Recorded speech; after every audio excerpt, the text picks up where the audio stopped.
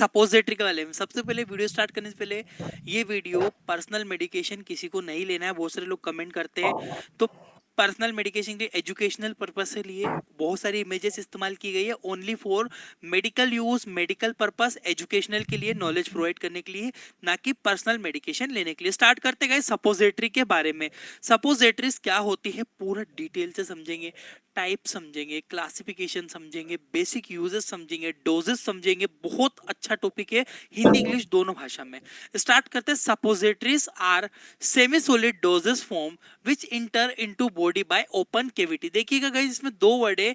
एक होता है semi solid word. Semi solid का मतलब सिंपली बोलना चाहता है कि भैया ये ना तो सॉलिड है, ना तो ठोस है, ना लिक्विड है, हल्की सेमी सॉलिड होती है, जो कि एक नॉर्मल टेम्परेचर आने पे पिघल जाती है और बॉडी में एब्जॉर्ब हो जाती है। ओपन कैविटी, ओपन कैविटी यानी कि जो खुले स्थान है हमारे शरीर के, जैसे कि नोज, आईज, ईयर, रेक्टम और वेजाइना और यूरेथ्रा मेल के अंदर, ठीक है।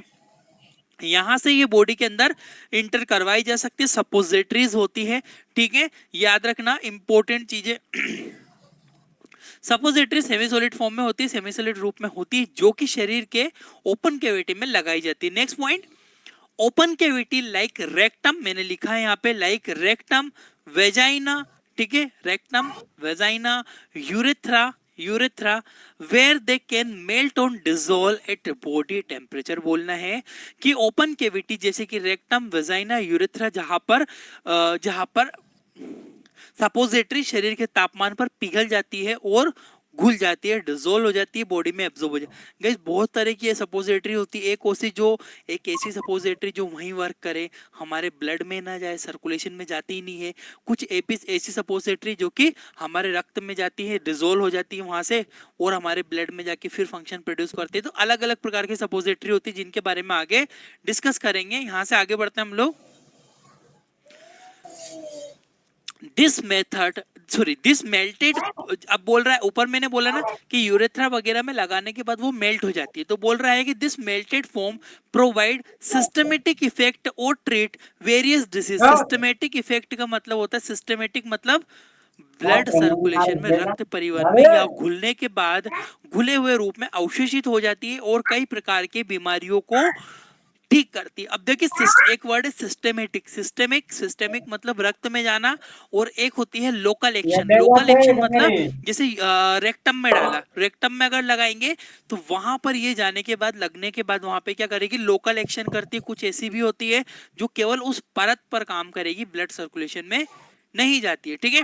तो this medicine provide systematic effect and treat various disease, कई घुलकर अवशोषित हो जाती है, कई बीमारियों को ठीक करते हैं। रेक्टम के माध्यम से ये अंदर करवाई जाती है। और भी बहुत सारी कैविटी बताई, वेजाइना की भी आती है, वेजाइना में भी डाली जाती है, यूरेथ्रा में भी इस्तेमाल की जाती थी, और कानों के अंदर भी, नोज के अंदर भी इस्तेमाल की जाती है। बाकी इतनी सपोजिटरी की, आप जैसे कि आई, नोज और ईयर, इनको पहले सपोजिटरी इस्तेमाल होती थी, जिन्हें बत्ती हिंदी में कहते हैं, परंतु अब इनके सब्स्टिट्यूट में ड्रॉप निकल गई, आई ड्रॉप, नेजल ड्रॉप और ईयर ड्रॉप। यहाँ पे ज्यादातर ड्रॉप का इस्तेमाल किया जाता है, अब यहाँ पर सपोजिटरी इस्तेमाल नहीं की जाती, याद रखिएगा। आगे बढ़ते हैं। यहाँ पे नेक्स्ट पॉइंट है सपोजिटरी बेसिक यूज। एक सामान्य इस्तेमाल क्या होगा सपोजिटरी का, समझिएगा। Provide local action on mucus membrane of the body. Guys बोल रहा है म्यूकस मेम्ब्रेन। म्यूकस मेम्ब्रेन एक पतली सी परत होती है, जो कि म्यूकस परत होती है, सबसे सॉफ्ट परत होती है। वहां पर लोकल एक्शन, देखिएगा मैंने पहले बोला था सिस्टेमिक एक्शन। सिस्टेमिक एक्शन मतलब शरीर के ब्लड में चली गई, रेक्टम में डाला, घुली, इंटेस्टाइन से एब्जॉर्ब हुई और शरीर में चली गई। परंतु लोकल एक्शन भी करती है। इसका इस्तेमाल शरीर में म्यूकस परत पर सामान्य क्रिया करवाने के लिए इस्तेमाल की जाती है। बहुत सारी एक्शन होती है, मैं आपको आगे एक्सप्लेन करूंगा। Next point, rectal suppository are use for various condition. Rectal suppository, ऊपर करता हूं थोड़ा सा ताकि आपको थोड़ा सा दिखे, समझ में आए। Rectal suppository are use for various condition, कई प्रकार की कंडीशन में इस्तेमाल होता है, ठीक है। रेक्टल यानी कि गुदा द्वार से, यानी कि मल द्वार से लगाई जाती है, जैसे कि हाई फीवर, वो अत्यधिक बुखार आना, यानी कि बहुत ज्यादा फीवर है, तो यहां से इंटर करवा दी जाती है बॉडी के अंदर।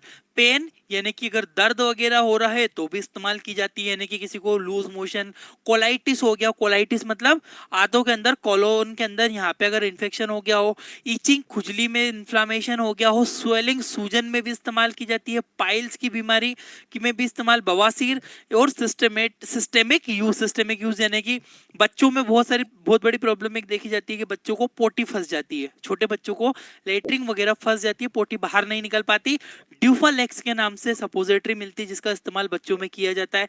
इसके अलावा बच्चों में यदि कोई बच्चा बहुत ही ज्यादा, इतना ज्यादा फीवर है, बहुत ज्यादा कि कंडीशन खराब हो चुकी है, इमीडिएट ट्रीटमेंट के लिए स्पंजिंग करके साथ में पैरासीटामोल की सपोजिटरीज आती है जो कि बच्चों में रेक्टम के माध्यम से डाली जाती है और उनका फीवर में रिलीफ मिलता है। ठीक है, कुछ इस तरह से होती है गाइस, ये फीसेस है यहाँ पे इंटर करवा देंगे, वो पूरा लिक्विड फॉर्म में हो जाती है और इजीली बाहर निकल जाती है। आगे बढ़ते, ये बेसिक यूज है मैंने जो आपको बताया।